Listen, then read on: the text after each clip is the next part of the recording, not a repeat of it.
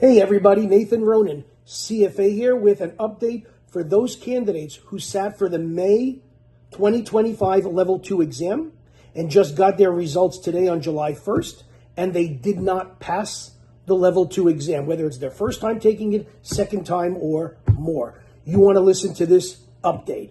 And if you want to continue to receive these updates, press the subscribe button now and the notifications bell so that you can get them every time I post them. Additional information, tips, strategies, things about the industry, things going, well, career advice, whatever it is that I'm posting that time.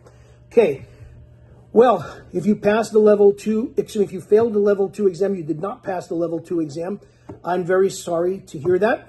Okay, it's not unusual. I tell people that all the time, even when I took it for the first time in 1994. Hint, hint, hint, the first time, meaning I took it twice. I took it in 1994 and 1995. I passed it on my second round. Well, take it from an expert who also didn't pass it the first time around. It's not just reading the curriculum, ladies and gentlemen. It's not just reading prep notes. It's not just reading or watching videos. You better start integrating the material. But if you didn't pass this exam, it's time to rethink your strategy, your focus, and what kind of structured program you're working with. Because Level 2 is no Level 1. If you were doing thousands of Q-bank questions and you were doing the same approach that you used for Level 1, shame on you. Totally different exam. Less than half the questions you had at Level 1. Level 1 had 180 questions. You only had 88 at Level 2. Same amount of time, more minutes for each question. Each question is worth 3 points instead of 1.5 points. There's no way that they could have the same amount of work at Level 1 and Level 2. So if you didn't study for the Level 2 exam correctly, it's time to ante up. I'm willing to help you out. Great structure to my program, great format, excellent study materials. You don't need to have everything under the sky. You don't need to be inundated with information. You just need to know, hey, how do I have to understand this? What do I need to understand? How to apply it and do it on the exam. That's it. So if you're interested to pass your Level 2 exam because you didn't pass it this time, give it a couple days maybe. There's no rush to sign up with CFA Institute the next day. There's no prize for signing up first. But take a look at my website. Take a look at the way I do the free cash flows. Take a look at Level 3, even if you want to, how I do, my sample free lesson there on the carry trade. You could look at how I do regression in Level 1. And you can get a sample of how I teach and how I do things and how I integrate the concepts. And that is the key, integrating the concepts. If you're not integrating the concepts at Level 2, it is very hard to pass the Level 2 exam. You will find that many of the questions will require you to bring in facts, figures, information, data, whatever you want to call it, from different parts of the program to answer a question. So a question in equity is not going to be a pure equity question. It could integrate stuff from portfolio management, but still be considered part of equity. Same thing with portfolio management. It could bring in things from fixed income or derivatives, but still be considered a portfolio management overall question. So you need to know how to study for this exam. You got to study right.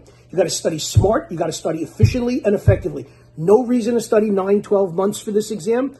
No reason to keep reading the books 3 times. And no reason to do 40 mock exams that look like Level 1 mock exams. Okay? If you want a better study technique, study approach, reach out to me. You can check out my website. That's chalkandboard.org. That's CHALK and AND, board, BOARD. That's chalkandboard.org. Chalkandboard.org.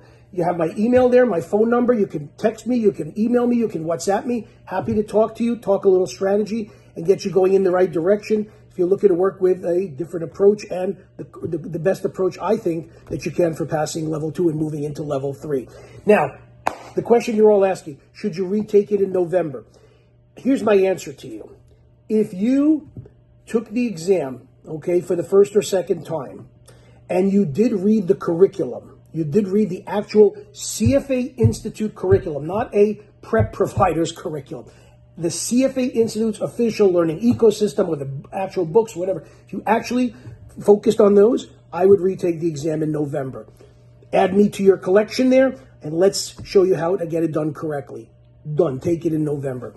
If you have not used the CFA curriculum, you have not used the learning ecosystem, you didn't open the books, you didn't look at nothing at all, okay?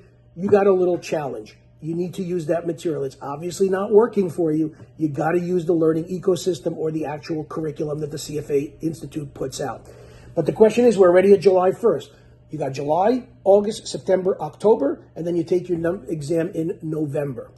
So that's like 4.5 months from now. Is that doable?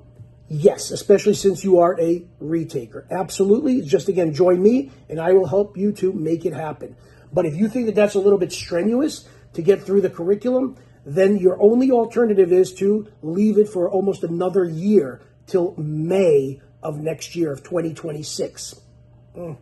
I would also suggest, if you have the time, you have the energy, you have the stamina, you have the good grounding of the material, go for November. Otherwise, you got to wait all the way till May of 2026, and I think that's a little bit brutal. So even if you're sitting for this exam, going to sit for this exam again, and you didn't really read the curriculum, I will show you how to read the curriculum in a way that you can get it done by your exam time and have enough time to actually do prep. Okay, that's my suggestion to you, is the November exam, unless something is going to be coming up and you know that you can't sit for it in November, then you have no choice but to leave it for May of 2026.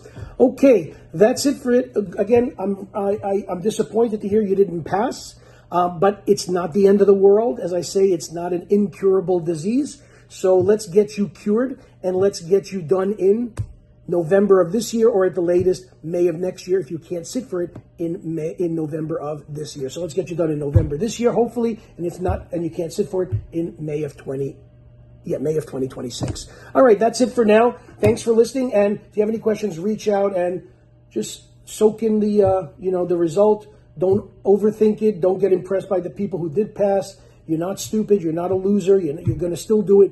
You will get your charter. Let me help you do it. Have a good day.